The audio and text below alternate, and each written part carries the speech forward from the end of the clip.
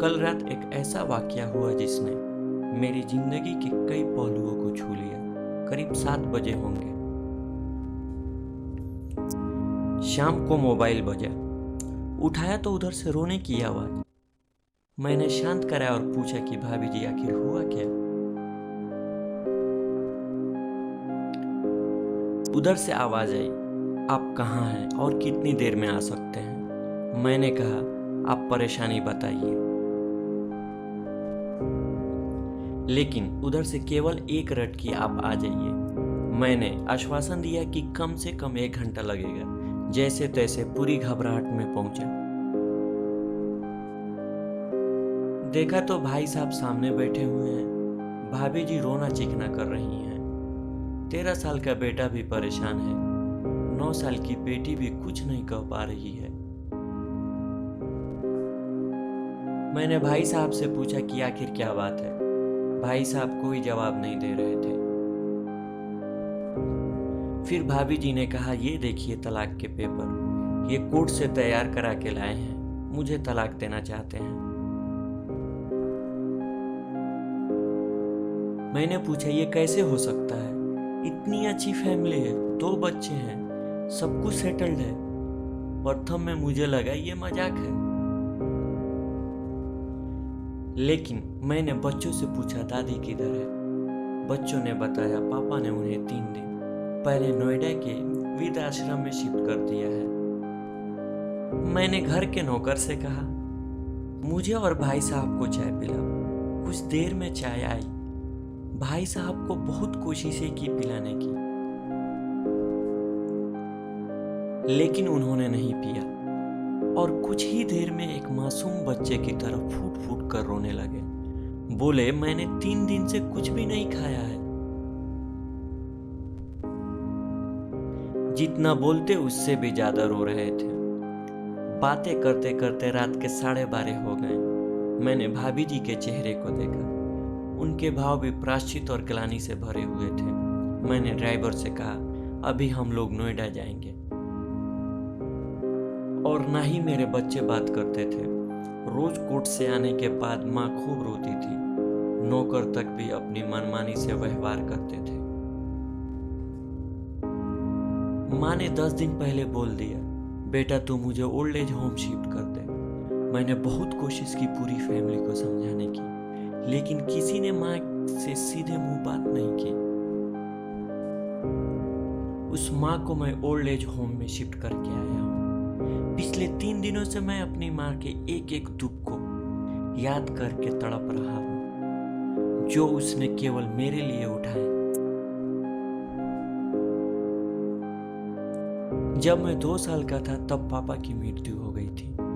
दूसरे के घरों में काम करके मुझे पढ़ाया, मुझे इस काबिल बनाया कि आज मैं जज हूँ। लोग बताते हैं माँ कभी दूसरे के घरों में काम करते वक्त भी मुझे अकेला नहीं छोड़ती थी। मुझे आज भी याद है जब मैं 10वीं की परीक्षा में अपीयर होने वाला था। माँ मेरे साथ रात रात भर बैठी रहती। एक बार माँ को बहुत फीवर हुआ था, तभी स्कूल से आया था। उसका शरीर गर्म था, तप रहा था। मैंने कहा, माँ तुझे फीवर है? हंसते हुए बोली, अभी खाना बना रही थी इसलिए गर्म है। मांगकर मुझे दिल्ली विश्वविद्यालय से LLB तक पढ़ाया। मुझे ट्यूशन तक नहीं पढ़ाने देती थी कि कहीं मेरा टाइम खराब ना हो जाए। कहते कहते रोने लगे। जो उनकी आदत, उनकी बीमारी, उनके बारे में कुछ भी नहीं जानते। जब मैं ऐसी माँ के लिए कुछ नहीं कर सकता तो मैं किसी और के लिए भला क्या कर सकता हूँ। आज़ादी अगर इतनी प्यारी है और माँ इतनी बोझ लग रही है तो मैं पूरी आज़ादी देना चाहता हूँ। जब मैं बिना बाप के पल गया तो बच्चे भी पल जाएंगे, इसलिए मैं तलाक देना चाहता हूँ। सारी प्रॉपर्टी इन लोगों के हवाले करके उस ओल्ड एज होम में रहूंगा। कम से कम मैं माँ के साथ रह तो सकता हूँ। पिछले साल से मेरे घर में उनके लिए इतनी मुसीबतें हो गई कि पत्नी ने कसम खा ली कि मैं माँ जी का ध्यान नहीं रख सकती। ना तो ये उनसे बात करती थी। और अगर इतना सब कुछ करके माँ आश्रम में रहने के लिए मजबूर है तो एक दिन मुझे भी आखिर जाना ही पड़ेगा। माँ के साथ रहते रहते आदत भी हो जाएगी, माँ की तरह तकलीफ तो नहीं होगी। भाभी जी और बच्चे हम सारे लोग नोएडा पहुंचे। बहुत ज़्यादा रिक्वेस्ट करने पर गेट खुला। भाई साहब ने उस गेट कीपर के पैर पकड़ लिए। बोले मेरी माँ है, मैं उसको लेने आया हूँ। चौकीदार ने कहा क्या करते हो साहब? भाई साहब ने कहा मैं जज हूँ। उस चौकीदार ने कहा जहाँ सारे सबूत सामने हैं तब तो आप अपनी माँ के साथ न्याय नहीं कर पाए। औरों के साथ क्या न्याय करते होंगे साहब? इतना कहकर हम दोनों को वहीं रोककर वो अंदर चला गया। अंदर से एक महिला आई जो वार्डन थी। उसने बड़े कातर शब्द में कहा 2 बजे रात को आप लोग ले जाके कहीं मार दे तो मैं अपने ईश्वर को क्या जवाब दूंगी। मैंने सिस्टम से कहा आप विश्वास करिए, ये लोग बहुत बड़े पश्चाताप में जी रहे हैं। अंत में किसी तरह उनके कमरे में ले गई।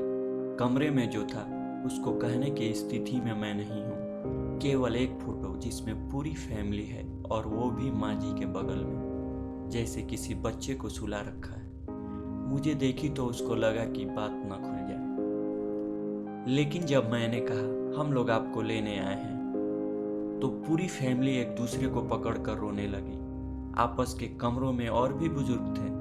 सब लोग जागकर बाहर तक ही आ गए। उनकी भी आंखें नम थी।